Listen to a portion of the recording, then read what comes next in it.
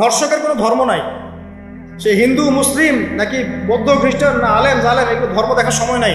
আল্লাহ পাক বলেছেন তার রাসূলের মাধ্যমে ধর্ষণ হলেই প্রকাশ্যে মৃত্যুদণ্ড দিয়ে দিবে, যেই হোক সে যেই হোক না, ওর কোনো ধর্ম নাই। সে একজন আলেম দাড়িওয়ালা মানুষও যদি হয় তাকেও এই কাজ করতে হবে। তো চোরের কোনো ধর্ম আছে? ডাকাতের কোনো ধর্ম আছে? তো মিডিয়া আবার টেকনিক্যালি দেখবেন ওইটাকে হাইলাইট করবে বেশি, বিকজ এখানে একটা সুযোগ আছে ইসলামকে ডমিনেট করার জন্য। কিন্তু সেম ঘটনা কিন্তু অনেক বড় বড় সেকুলার প্রতিষ্ঠানে ঘটেছে, ওগুলো কিন্তু আমরা হাইলাইট করতে দেখি না। এটা আমরা বুঝি ইন্টেনশনটা কি। তবে এখানে একটা বিষয় ক্লিয়ার করতে হবে যে পাপী যেই করুক তাকেই শাস্তির আওতায় আনতে হবে। আল্লাহ পাক তৌফিক এনায়েত করুন বোঝার। এখন এমন একটা সময় চলছে বাচ্চারাও এগুলো থেকে নিরাপদ না। 5 বছরের মেয়ে, 7 বছরের মেয়ে, কয়দিন আগে দেখলাম যে 2 বছরের মেয়ে, নাউজুবিল্লাহ, তার সাথেও নাকি এরকম ঘটনা ঘটেছে, এবং উত্তরবঙ্গেরই ঘটনা এগুলো। আর এগুলো শহরের চেয়ে এখন গ্রামে বেশি হচ্ছে। কারণ কি জানেন, গ্রামে তো আগে মানুষ এই উন্মুক্ত পোশাক আশাক দেখতো না খুব বেশি। এখন যখন পর্ন চলে আসছে হাতে, বাসায় সব এগুলো দেখছে, তখন গ্রামে দেখবেন ধর্ষণ বাড়ছে না? এটা নিয়ে আমি আলাদা লেকচার দিয়েছি যে কতগুলো ধর্ষণ হয়েছে এই পর্যন্ত। এই বছরই লাস্ট এই বছরই দেখবেন রিপোর্টেড 1337টা রেপের ঘটনা ঘটেছে এই বাংলাদেশে। কি অ্যালার্মিং বিষয়। আর আমেরিকাতে প্রতি 6 জনে একজন রেপ হয়, আর রেপের রাজধানী হচ্ছে সাউথ আফ্রিকা, ওখানে প্রতি 3 জনে একজন রেপ হয়। তো এইগুলো কিভাবে হচ্ছে? Only because of pornography. এটা যদি এখনো বন্ধ করতে না পারা যায়, আগামী ভবিষ্যৎ খুব খারাপ হবে। যেখানে সেখানে মানুষ জেনা করবে, যাকে তাকে রেপ করবে দেখে নিয়ে, বিকজ এটা ভিতর থেকে মানুষকে পশু বানিয়ে দিচ্ছে। আমরা জানি এর পিছনে একটা বড় ইন্ডাস্ট্রি কাজ করে, যারা সারা বিশ্বে প্রায় $98 বিলিয়ন ব্যবসা করে পর্ন দিয়ে। শুধু আমেরিকায় ব্যবসা করে $12 বিলিয়ন সারা বিশ্বে। $12 বিলিয়ন বোঝেন? $1 বিলিয়ন কত কোটি বোঝেন? $100 কোটি। বিশাল একটা ইন্ডাস্ট্রি আছে, এর পিছনে টাকা কাজ করে, টাকা, অনলি টাকা। আর এখানে যা দেখানো হয় সবই ফেক, এগুলো কোনোটাই সত্য না, এটা শুধু একটা অভিনয় আর কিচ্ছু না। তো এটা দিয়ে পুরো স্পেশালি মুসলিম যুবকদের ভিতরে এমন একটা পশুত্ব ঢুকিয়ে দেওয়া হয়েছে যে জেনা, ধর্ষণ, বেহায়াপনা বাড়তেই আছে দিন দিন। এটা না কমানো গেলে এবং আইনের সুশাসন নিশ্চিত করা না গেলে ধর্ষণ কমবে না, জেনা কমবে না, ইফটিজিংও কমবে না, মেয়েদের অধিকার আদায় করা সম্ভব হবে না। এটা আমার মত। বাকিটা আপনারা ভেবে দেখেন, আপনারা অনেক বিজ্ঞ মানুষ আছেন, ভেবে দেখেন কি করলে এগুলো কমবে। যদি না ভাবি আল্লাহ পাক কি করবেন জানেন? একটা হাদিস বলি কেন, জাইনাব বিনতে জাহাশ রাদিয়াল্লাহু আনহা তিনি বলছেন, ইয়া রাসূলুল্লাহ সাল্লাল্লাহু আলাইহি ওয়াসাল্লাম, আনুহলিকু ওয়া ফিনা সালিহুন, আমাদের মধ্যে সৎ লোক থাকা অবস্থাতেও কি আমরা ধ্বংস হয়ে যাব? আমাদের মধ্যে সৎ যে অনেক ব্যক্তি আছে তারা থাকলেও কি আমরা ধ্বংস হয়ে যাব? নবীজি বলছেন, নাম, হ্যাঁ তোমরা ধ্বংস হবে। ইযা কাসরাতুল খাবাস, যখন নোংরামি, অশ্লীলতা, বেহায়াপনা বাড়তে থাকবে, আলেম জালেম সব ধ্বংস হবে। তা আমরা আমাদের স্বার্থেই কথাগুলো বলবো, কারণ আমরা যদি এগুলোকে প্রতিহত করতে না পারি তাহলে আমাদের বাড়িতেও এই ফিতনা ঢুকে আসবে না? আসবে। দেখে নিয়েন, আল্লাহ পাক বোঝার তৌফিক এনায়েত করুন, আমিন। তো কওমে লূতকে আল্লাহ পাক কি করেছেন? সুন্দর বালকের রূপে এই জিবরাইল আর মিকাইল আলাইহিস সালামকে পাঠিয়েছেন। এখন লূতের লোকেরা বলছে যে তোমার ঘরে যে মেহমান 2 জন এসেছে ওদেরকে আমাদেরকে দাও। নাউজুবিল্লাহ, বুঝতে পারেন নাই? তোমার ঘরে যে 2 জন মেহমান এসেছে, ওই 2 জন মেহমানকে নিতে এসেছে। লূত আলাইহিস সালাম বলছেন যে আমার হাউলাই বানাতিন কুনতুম ফাইলিন, তোমার যদি বিয়ে করার ইচ্ছা থাকে, আমার মেয়েরা আছে, তাদেরকে বিয়ে করার প্রয়োজনে। একজন নবী তার মেয়েকে বিয়ে দিতে যাচ্ছেন, তাও তোমরা এই পথে যেও না। তখন এই কওমে লূতের লোকরা বলছে, তুমি খুব ভালো করে জানো হে লূত আমরা কি জন্য এসেছি। তখন তিনি বলছেন, আলাইসা মিনকুম রাজুলুন রাশীদ, তোমাদের মধ্যে কি একজনও ভালো মানুষ নাই? এরপরে আল্লাহর আযাব আসবে। লূত আলাইহিস সালাম এবং তার স্ত্রী চলে যাচ্ছেন। তার স্ত্রী কিন্তু আবার ঈমানদার ছিলেন না, সে পিছনে ফিরে বারবার দেখছে। নূহ আলাইহিস সালামের স্ত্রী যেমন ঈমানদার ছিলেন না, লূত আলাইহিস সালামের স্ত্রীও তেমনি ঈমানদার ছিলেন না। নবীর স্ত্রী হওয়া সত্ত্বেও তারা কিন্তু জাহান্নামে যাবে। তো এই লূতকে ধ্বংস করলেন আল্লাহ পাক, কওমে লূতকে এভাবে ফেরেশতার পাখা দিয়ে ওই পুরো জায়গাটাকে উঠিয়ে নিয়ে মাটিতে আবার ধসিয়ে দেওয়া হয়েছে। এই জায়গাটা এখন নিদর্শন হয়ে আছে। জর্ডানের পাশে দেখবেন যে ডেড সি, একটা মৃত সাগর আছে না, ওইটা ছিল সেই জায়গা। এখানে সাদুম গোত্র থাকতো, সাদুম, এই কওমের নাম ছিল সাদুম, এরা সমকামী ছিল। এখন আপনার জন্য আমার নসিহত হচ্ছে, নবী সাল্লাল্লাহু আলাইহি ওয়াসাল্লাম বলেছেন, আমি শেষ জামানায় আমার উম্মতের উপর কিছু বিষয় ভয় করি যে এগুলো আমার উম্মতের মধ্যে ঢুকে যাবে, আমি আশঙ্কা করে ঢুকে যাবে। কি কি বিষয়? এক নাম্বার, যে আমি আশঙ্কা করি যে আমার উম্মতের মধ্যে মূর্তি পূজা ঢুকে যাবে, মুসলিম কিন্তু স্ট্যাচু ওয়ার্শিপ করবে। দুই, আমি আশঙ্কা করি আমার উম্মতের মধ্যে রিয়া ঢুকে যাবে। রিয়াটা কি? লোক দেখানো আমল। রিয়া কি? লোক দেখানো আমল। আমি আশঙ্কা করি যে আমার উম্মতের মধ্যে সমকামিতা ছড়িয়ে পড়ে নাই? এগুলো নবী সাল্লাল্লাহু আলাইহি ওয়াসাল্লাম আশঙ্কা ছিল। দেখেন সবগুলো এখন বাস্তব হয়ে গেছে। আল্লাহ রাব্বুল আলামিন এই সমকামিতার পাপ থেকে আমাদেরকে হেফাজত করুন। এভাবেই ইতিহাস রিপিট হয়েছে। আল্লাহ পাক এদেরকেও ধ্বংস করেছেন। এর আগে আল্লাহ পাক নূহ আলাইহিস সালামের কওমকেও ধ্বংস করেছেন। কি কারণে? তারা লাত, এই যে ইয়াগুস, ইয়াউক, নাসর, এরকম কিছু স্ট্যাচু ওয়ার্শিপ করত। এক পর্যায়ে আল্লাহ রাব্বুল আলামিন 950 বছর দাওয়াত দিয়েছেন নূহ আলাইহিস সালাম তার কওমকে। 950 বছর দাওয়াত দেওয়ার পরেও তার কওম যখন আল্লাহর আনুগত্য করলো না, আল্লাহ রাব্বুল আলামিন মহাপ্লাবন দিয়ে তাদেরকে ধ্বংস করে দিয়েছে। এভাবেই যুগে যুগে ইতিহাস রিপিট করেছে। আমাদের নবী মুহাম্মদ সাল্লাল্লাহু আলাইহি ওয়াসাল্লামের সময়ও এই হিস্ট্রিটাই ছিল। আবু জাহেল, আবু লাহাব, উতবা, শাইবা যারা ছিল, তারা মূলত সমাজটাকে দ্বিখণ্ডিত করে ফেলেছিল, খণ্ডে খণ্ডে ভাগ করে ফেলেছে। ডিভাইড অ্যান্ড রুলের মতো সমাজে সুদ ছড়িয়ে দিয়েছিল, জেনা ছড়িয়ে দিয়েছিল, পরকীয়া ছড়িয়ে দিয়েছে এবং শিরক ছড়িয়ে দিয়েছে এবং গোত্রীয় হানাহানি চলছিল। এরকম একটা অবস্থায় নবী সাল্লাল্লাহু আলাইহি ওয়াসাল্লাম ওই সমাজের মধ্যে আসেন নবী হিসেবে। এসে মাত্র 23 বছর সময় নিয়েছেন। কত বছর? মাত্র 23 বছর। আমাদের তো সমাজ সংস্কারের শতাব্দী পার হয়ে যাচ্ছে। এক একটা রেভলিউশন দেখবেন শতাব্দী পার হয়ে যাচ্ছে, কিন্তু কোনো আলটিমেট রেজাল্ট নাই। নবী সাল্লাল্লাহু আলাইহি ওয়াসাল্লাম 23 বছর সময় নিয়েছেন, মাত্র 23 বছর। এই 23 বছরে কোরআন এবং হাদিস এই দুটোকে হাতে নিয়ে নবী সাল্লাল্লাহু আলাইহি ওয়াসাল্লাম সমাজের প্রত্যেকটা জাহিলিয়াত উপর থেকে সরিয়ে দেন নাই, শেকড় থেকে উপরে ফেলেছেন।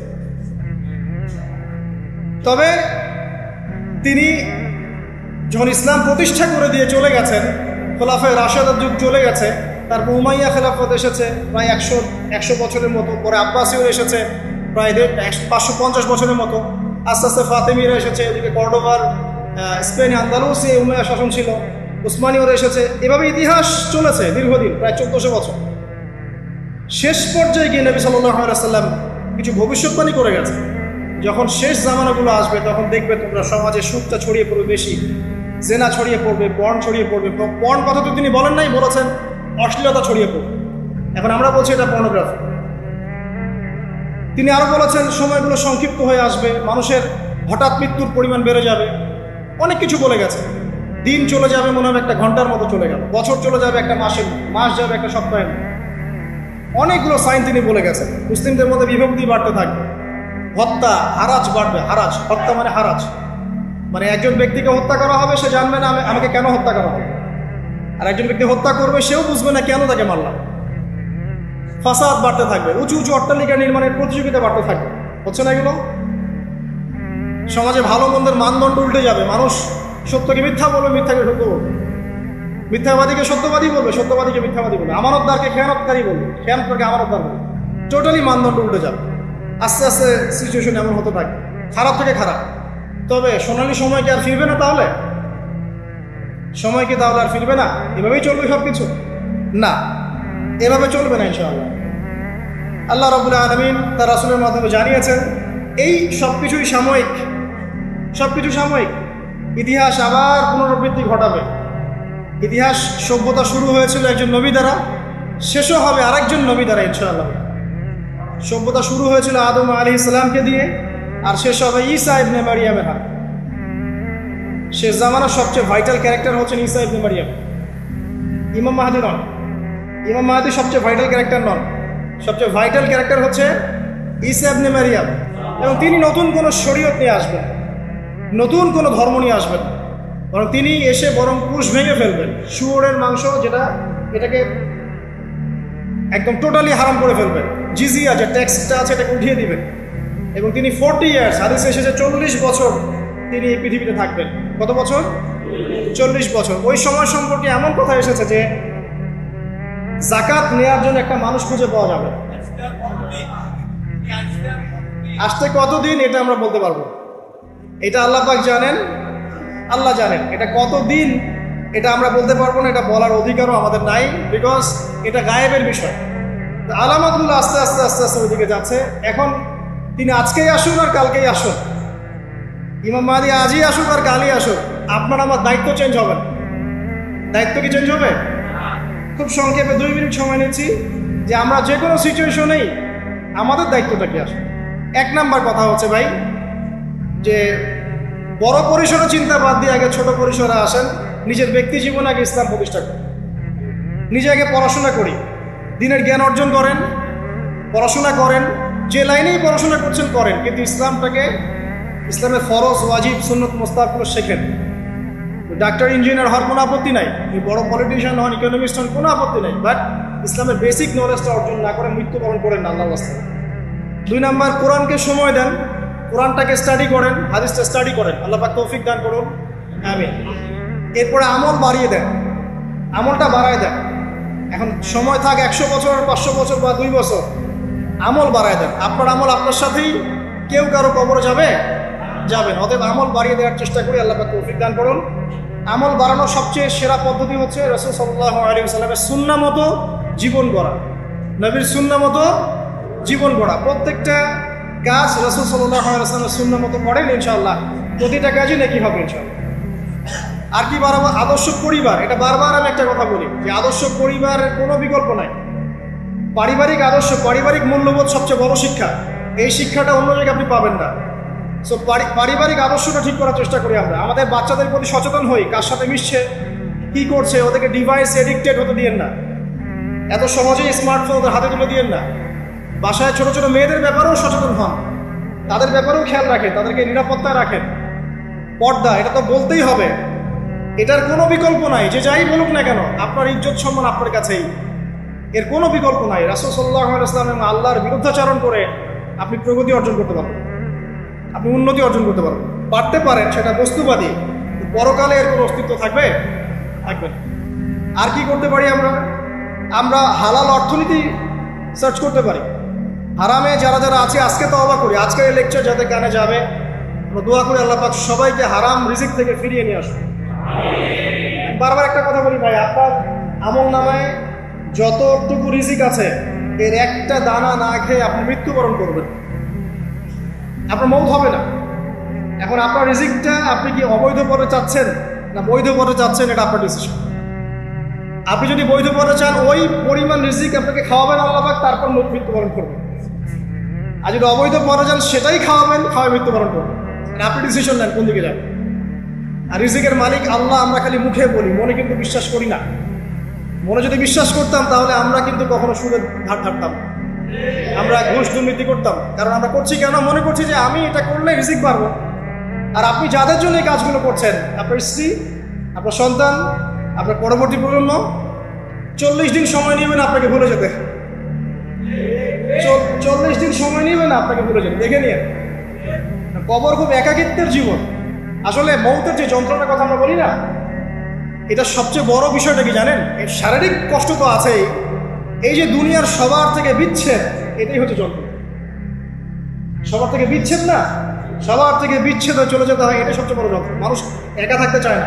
জেলখানায় যে মানুষকে বন্দি করে রাখে না, এই একাকিত্বের কষ্টে মানুষ ভোগে, একা একা, আমি একা, কেউ নেই আমার সাথে, এটাই।